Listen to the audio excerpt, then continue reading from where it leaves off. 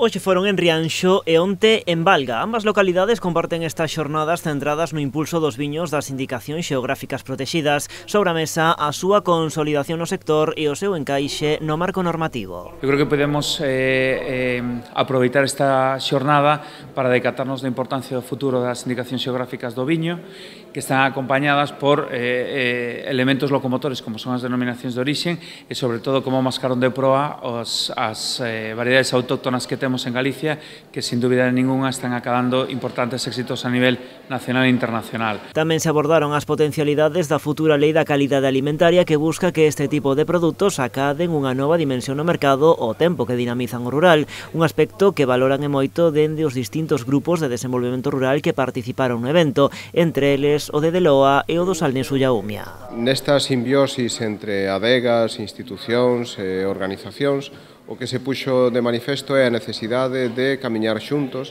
hacia un futuro que está condenado a entendernos en canto á promoción dos viños. Moito se ten andado desde esas primeiras fases de viños de autoconsumo hasta esta viticultura de precisión da que se falaban nestas xornadas de hoxe.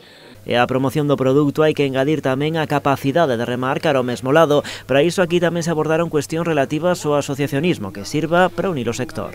En calquer negocio é importantísimo, non os individualmente, polos custos que pode representar é difícil que poidan sair adiante. Por lo tanto, todo aquilo que sea agruparse en asociacións, considerámoslo que é imprescindible para poder sair adiante.